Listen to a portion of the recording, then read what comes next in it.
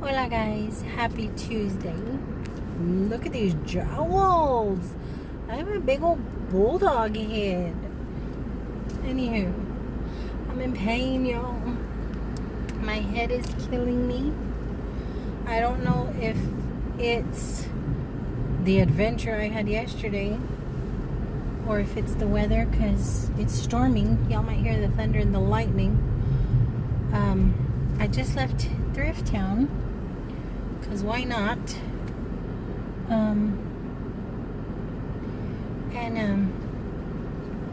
While I was in there, the torrentials came. The torrentials, okay? Ay, lightning. I can deal with thunder, but lightning makes me flinch. So driving while there's lightning is not a good thing. But anywho, I don't know if my headache is associated to the weather, because it kind of feels sinusy here, but then it feels pressure here. Or it could be attributed to my new medication. Back in the day, when I used to take metformin and glimepiride, I had a headache every day. Come to find out, I was reacting to the glimepiride. As soon as they took me off glimepiride, my headache stopped. Not my migraines. Back in the day when I had migraines, that was different. But I always had a dull headache, always. And it's weird how you get used to things that when you no longer have the pain, you're like, wow, I had a headache every day for how long? So they took me off glimepiride years ago. And let's talk about the adventure that happened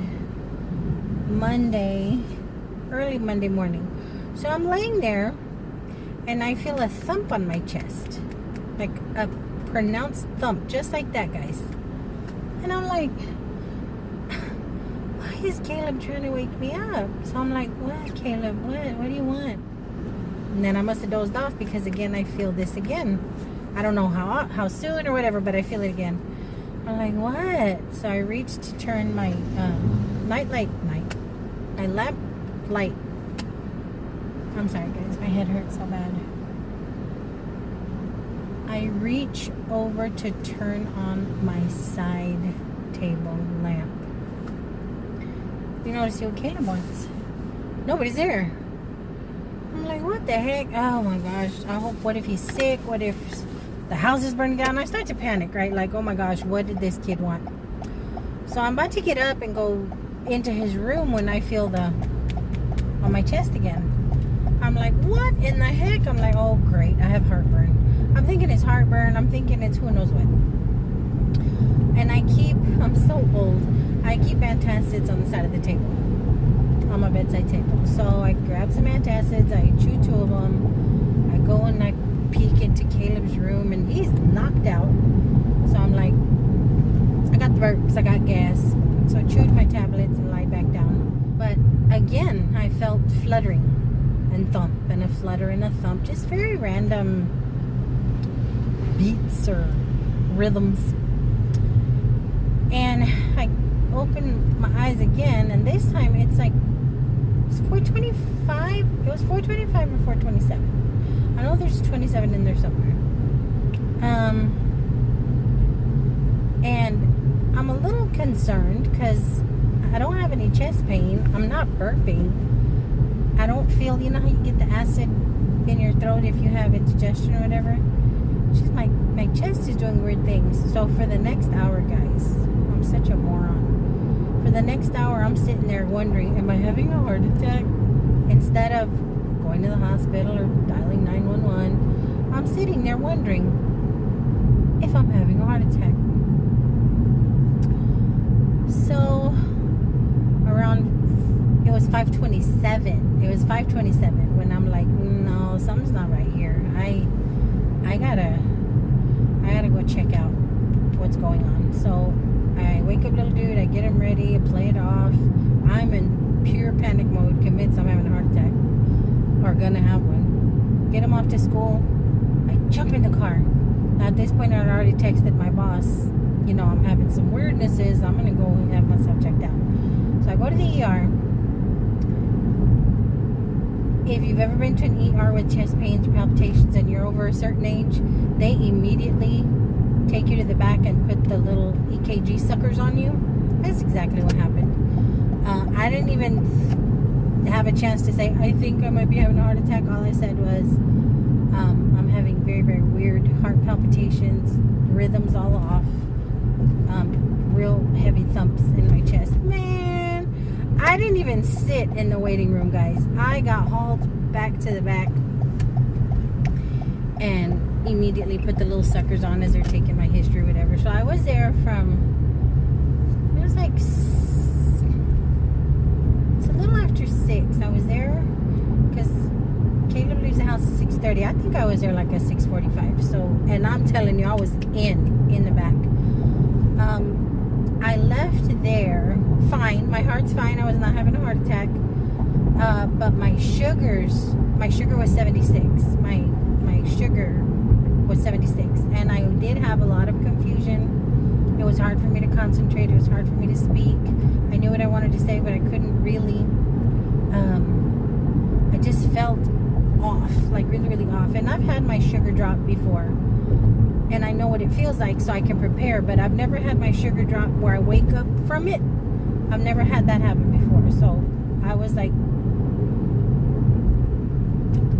I didn't think that it was my sugar, and then when they checked my sugar, it was 76. It explained the confusion, the befuddlement, my speech, all of that. It explained all that. So I was there for quite a few hours. They did the EKG. My heart was fine.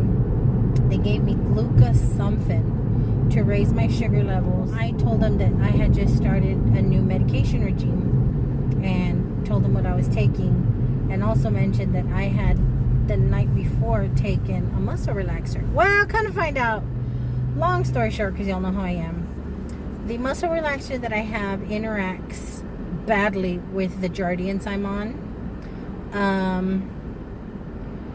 and the combination of meds that I'm on may be too high dosages, considering I'm on quite a few, because like I told you guys, my doctor is trying to get me the components of the combo medications that I can't afford anymore. So I'm taking a whole bunch of pills in the morning and a whole bunch of pills in the evening. And the ER says, first of all, you can't take muscle relaxers with Jardiance, and your dosages may be too high because you're taking a crap load of medications. So they stabilized me. They told me to check with my doctor in a day or two. The heck with you? First of all, I need to be on my meds. I don't like feeling like this. I don't know what to do. I don't know how to adjust them. I'm not going to wait a day or two, because that's going to be a day or two, because I'd already decided I ain't taking no more meds. I'm not going to go 2 days without meds, okay? So I'm leaving the ER and I'm heading to my doctor. I'm like, they're going to see me. And I get someone on the phone as I'm driving there, and they were so amazing. They were so awesome. They were like, no, go on ahead and come on in, and we'll, because they always have an 11 o'clock. Is it 11 o'clock or 11:30? They always have a walk-in slot available. I think I mentioned this to you guys before. So if you're lucky and you need a same-day appointment, if you're lucky and nobody's got it in there before you, they'll see you. So they were like, go on ahead and come in.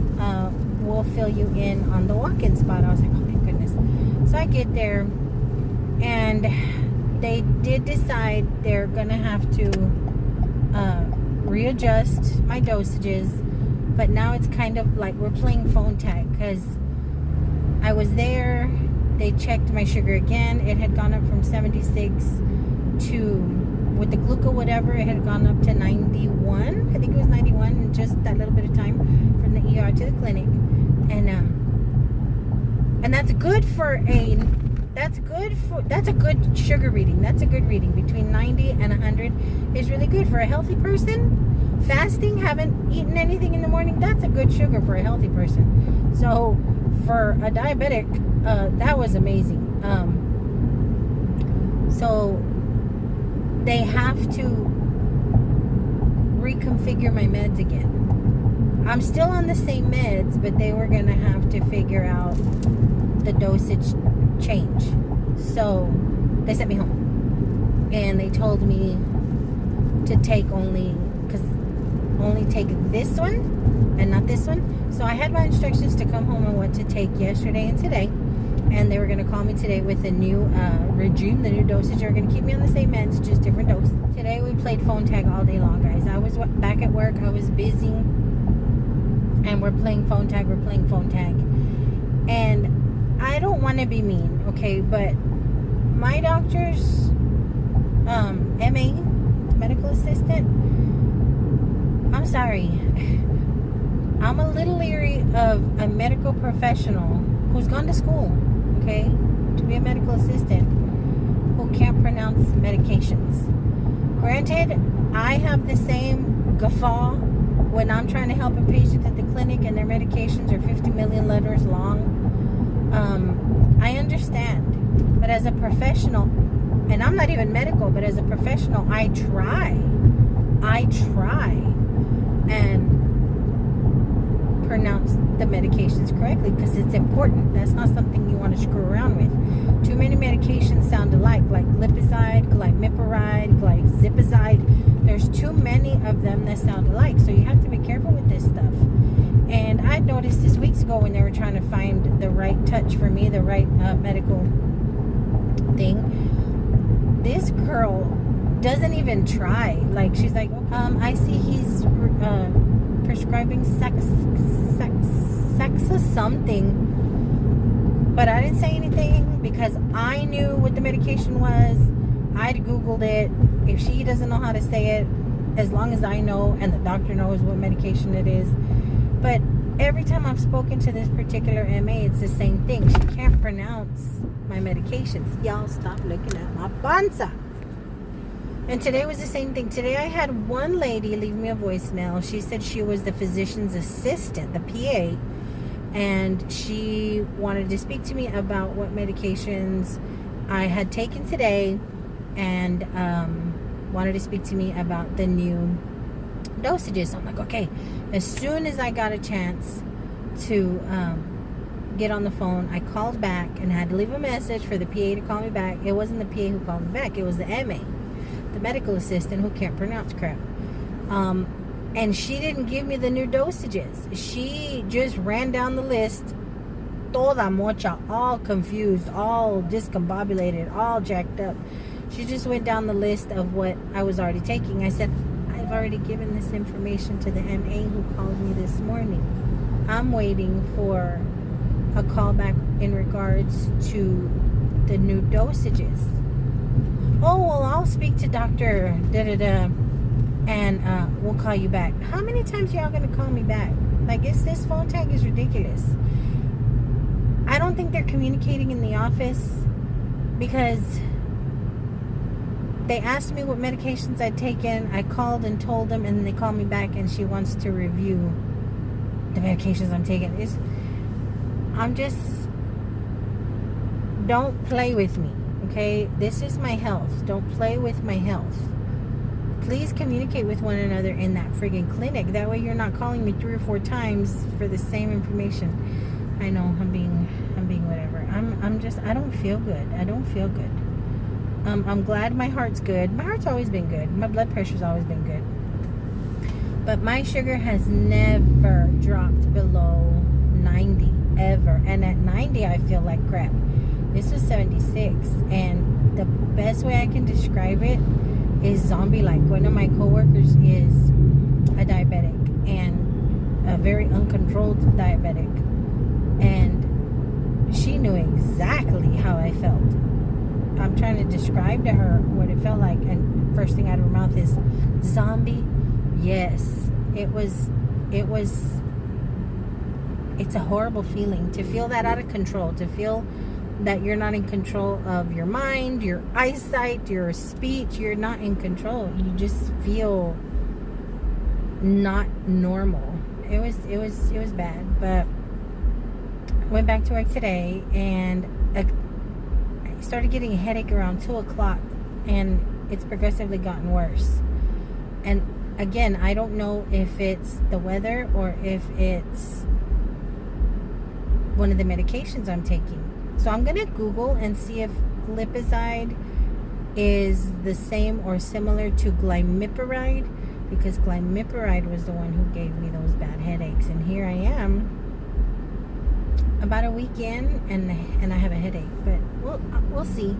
If the headache doesn't go away, I'm gonna call my doctor and say, look, these epizides don't work well with me, and see if it's only like 5 milligrams of the glipizide, and I was on 5 milligrams of the glimepiride. And you'd have thought, you know, elephants were tap dancing on my forehead. I'm so tired. I hate what I'm about to do, but I'm gonna go pick up baby some fast food. I already asked him, what do you want? And he ain't mad at all. I'm gonna go pick him up some fast food. And I'm not hungry. That's another thing. I haven't been hungry all day yesterday. Today I ate and I was just like, ugh, like I'm not hungry. The only thing wrong, honestly, if my headache were to go away, I would be perfectly fine. I would feel fine. My body hurts because I'm old and busted, but I don't feel sick. I just feel off. My head hurts. I feel off. But it is weird that I'm not hungry. I forced myself to eat lunch. And just half of...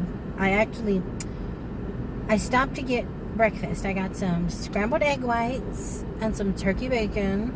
I'm trying, y'all. In the little cafe downstairs.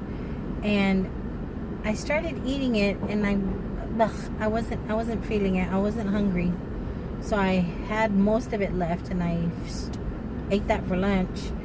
And I think I pushed myself too hard to eat it because I wasn't hungry. I wasn't hungry for it.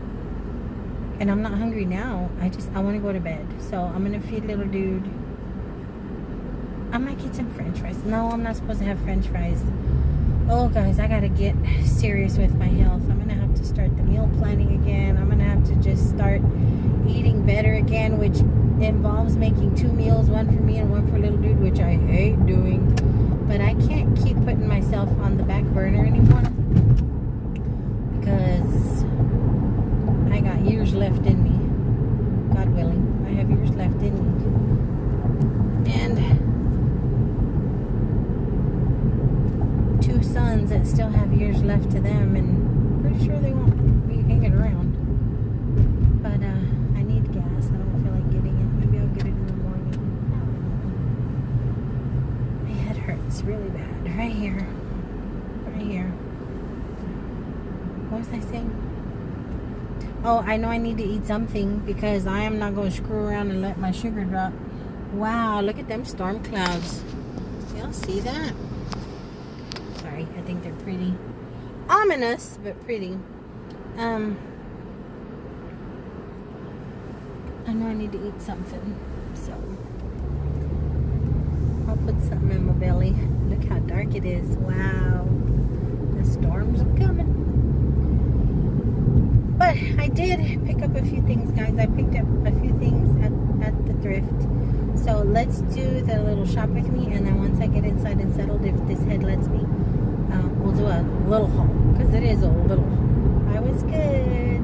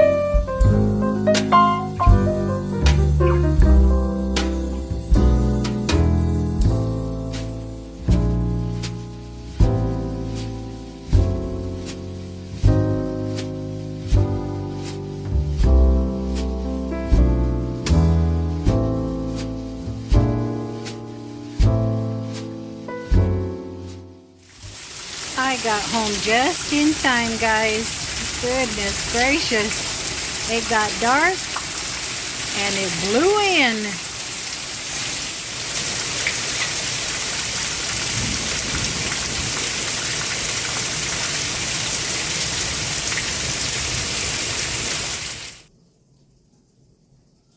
It is pouring. And now I hear sirens. It's so sad, all the bad things that can happen in the rain. Like all the horrible, sad things that are happening in hill country here in Texas, Kerrville and all those areas down there. Full of some of the most amazing, friendliest people. Let me tell you something about Texas. You can always kind of tell what part of Texas people are from because of their attitude, their outlook, even the smiles on their face. I kid you not. You have to be from Texas to know. You can always tell a North Texas Texan because they don't have much of an accent and they're a little bougie, okay? And then you have the East Texas, which are down home, super duper family oriented, close bunch, close knit communities. Then West Texas, oh my goodness, West Texas folks are so friggin' friendly. They are so welcoming. They welcome everybody from everywhere. Absolutely the most, I think, charming of the Texas folks.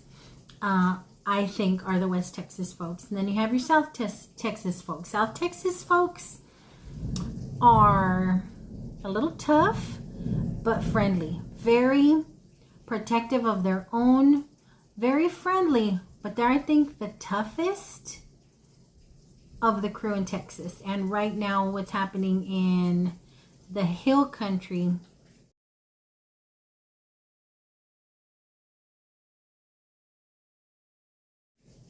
is really, really sad. I don't know if you guys, anybody that isn't local is aware or keeping track of all of the devastating flooding in that part of Texas, but it has claimed like 80 lives. Little girls' camp was swept up overnight in the floodwaters. The Rio Grande, the Guadalupe, flooded and took with it homes and businesses and people. And some of those people were children, little girls from Camp Mystic along the river, and some have been found and many have not. Camp counselors have not been found. It's tragic, and I try not to watch the news because of this, but y'all know I'm a proud Texan, and it's just heartbreaking. It is absolutely heartbreaking, the devastation and the loss. But to know that children, that a camp full of children is just, it was just devastated, and we don't know where some of those kids and staff are. It's I can't imagine as a parent having to survive to see if you'll be reunited with your child, not knowing, having to stay, having to keep breathing while waiting. I can't even imagine anything like that. So if you are local, if you have been touched by any of this, all we can do here, short of, offering money to organizations, a lot of people are friggin' caravanning out that way with trucks and trailers full of food and clothes and stuff like that. And I didn't mean to make this a depressing part of the video, but I find comfort in a nice rain. But I understand that the rain we're having here in Texas, there's nothing comforting about it. It has caused so much loss and pain. And it brought the sirens, hearing the sirens just reminded me of the devastation happening in my home, guys, in the home of a lot of us. So if you pray faithfully, we can pray for a miracle that people who are missing are found, but what we really need to pray for is strength for the families that are looking for loved ones, strength for the families that have lost everything. It's just such a sad situation, and I forget that this isn't just a summer storm. To some, it was complete and utter devastation of their life. But let me get out of that, and let's get on to something else, which is the haul. And I feel bad even switching over to that, but you can't stay in the sadness of it because it'll consume you. So let's move on. I hope I'm not being insensitive. But yeah,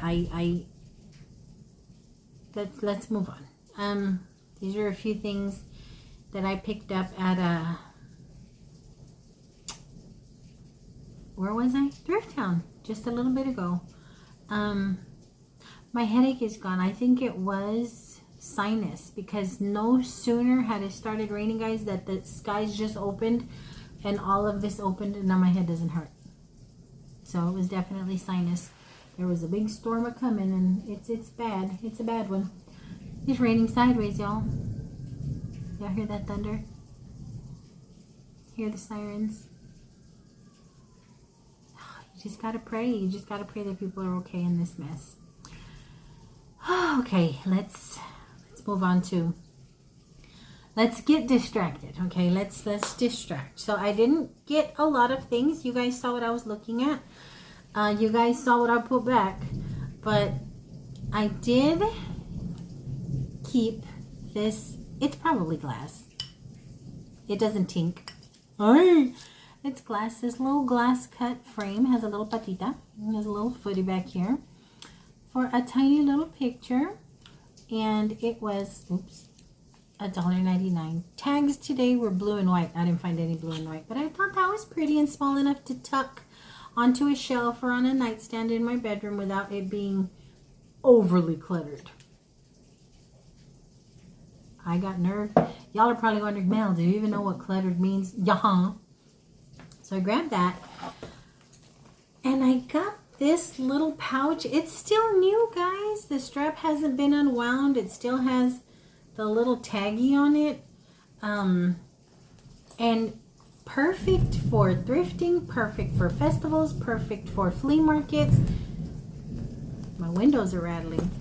Has a little pouch here, little zipper back here, and then this little opening right here with a pocket and some card slots. I just thought it was really pretty, and I'm always looking to grab something real quick when I am heading out to those kind of things. Just something that I can carry the most basic necessity things and not carry my big old bag. But this lovely was only $4.99, and I put it back once, and then I'm like, no, just go ahead and take it because you're definitely going to use it. So got this little baby. And then just the other day, you guys, I was in the laundry room straightening up some stuff on my laundry closet, and y'all know it's decorated in apples, right? Ooh, I gotta sneeze. Well, I noticed that there were a couple of spots behind my washer, behind my dryer, where I could tuck in a little more apple decor, and I hit the mother lode. I found this lovely little Americana apple. Has a little star. I have to get rid of this raffia. I do not like this. Ugh, this drives me insane. So I'm getting rid of that. I'm straightening out the little wire, and this is going to go on the wall space behind my washer. And it was $1.99. I get truenos. And then this little guy, I'm going to attach pictures. I have pictures of both of the boys inside a laundry basket, in a giant laundry pile, just real cute kid pictures, and I'm going to go ahead and attach them on this corkboard. Again, I'm going to get rid of this thing. But it's this lovely little corkboard apple. Could use a little touch up with a little red crayon or something in there. But it was $2.99. And then to just fill in the last few little spots, I found this adorable little hangy apple thing. I don't like the bows. I might take them off. I don't know. I don't like the bows. And this little guy was only 99 cents. And then this one doesn't really look like an apple. So I'm going to have to do something. I'm going to either with acrylic paint or a brown crayon, I'm going to color the tronquito, the little stem brown. And then I want to add maybe with some cardboard or something, paint a little leaf to give it more of an apple feel. Because this don't look like an apple. This looks like a cherry or a tomato or something. But this little guy was also 99 cents. Something has happened because I keep hearing sirens, and we're right here by the freeway, so we hear all of it. But that's everything, guys. That is everything I've picked up. I am going to put everything away. I'm going to hope that the headache stays away, and I'm going to go try and relax in the thunder of it all. Try and relax. I hope you guys are safe. I hope you guys, if you're local, if you're Texan, I hope you guys are safe from the worst of the worst, you guys. If you have been touched by the disaster, by all the flooding, oh my gosh, I love you guys so much, and I'm so sorry, and I'm going to pray and pray and pray for your miracle, for your recovery, for you to overcome everything that's happening. And for all those outside of Texas, I'm sending y'all big Texas hugs and love-ins. And until my next go around, guys, stay safe, and I love y'all bunches. Bye. Bye. Qué susto.